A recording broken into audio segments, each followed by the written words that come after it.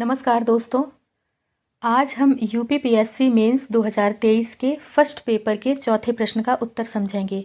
8 अंकों का ये प्रश्न है। क्षेत्रवाद भारत के विकास में किस प्रकार बाधाएं उत्पन्न करता है।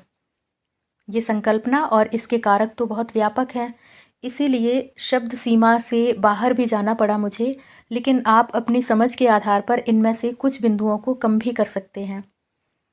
देखते हैं इस उत्तर को। क्षेत्रवाद वह विचारधारा है जिसमें किसी क्षेत्र विशेष के प्रति भाषाई, सांस्कृतिक या भौगोलिक दृष्टि से गहरा भावनात्मक लगाव होता है और उसके महत्व को सर्वोपरि रखा जाता है। समावेशी दृष्टिकोण के साथ क्षेत्रवाद क्षेत्रीय विषमता को कम कर उस क्षेत्र को विकास की मुख्य धारा से जोड़ने में सहायक होता है, लेकिन इसका नकारात्मक रूप कई चुनौतियां खड़ी कर देता है।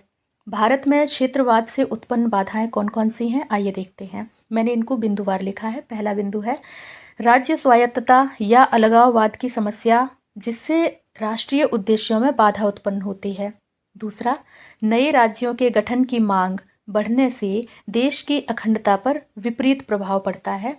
जैसे हमने पूर्वोत्तर में देखा है, ग्रेटर नागालैंड और बोडोलैंड के गठन की मांग अक्सर उठती रहती है। अगले बिंदु के तौर पे मैंने लिखा है केंद्र राज्य संबंधों में टकराव, और यह टकराव की स्थिति तब और जटिल हो जाती है जब केंद्र और राज्यों में अलग अलग राजनीतिक दलों की सरकारें होती हैं।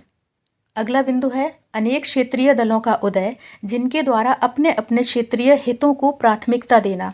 इससे जनता में द्वंद्व की स्थिति उत्पन्न होती है और वो किसी सटीक निर्णय पर नहीं पहुंच पाती हैं। अक्सर ऐसा होता है। अगला बिंदु है क्षेत्रीय स्तर पर विभिन्न राजनीतिक दलों द्वारा वहाँ के लोगों के धार्मिक, राजनीतिक, जातीय या भाषाई विश्वास का वोट बैंक के रूप में इस्तेमाल किया जाना। इससे सांप्रदायिकता और वैमनस्य का माहौल बन जाता है। अगला बिंदु है बाहरी हस्तक्षेप से देश की आंतरिक सुरक्षा को खतरा। अभी हाल ही में हमने खालिस्तान के मामले में ऐसा देखा भी।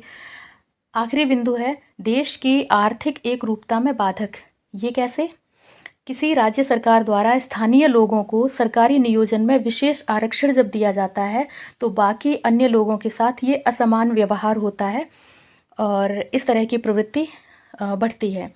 निष्कर्षतः है क्षेत्रवाद देश की समेकित समृद्धि के लिए निर्धारित विकास योजनाओं और नीतियों के क्रियान्वयन को बाधित करता है। अब यहाँ ध्यान देने योग्य बात है कि प्रश्न में समस्या के बारे में पूछा गया है, जिसके आयाम हमने लिख दिए हैं, लेकिन हमें ऐसे प्रश्नों में निष्कर्ष को समाधान परक बनाना चाहिए। तो आइए देखते हैं किस तरह से मैंने इसको मैनेज किया है।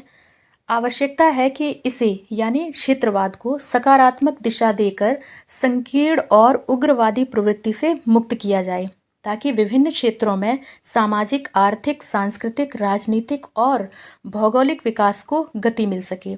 साथ ही साथ देश की एकता और अखंडता को कायम रखा जा सके। अब यहाँ कुछ पहले ऐसी याद आती हैं जो प्रश्न में पूछे गए प्रासंगिक विषय को और भी बेहतर तरीके से समर्थित करती हैं। तो इस संदर्भ में 2 योजनाएं मुझे याद आईं।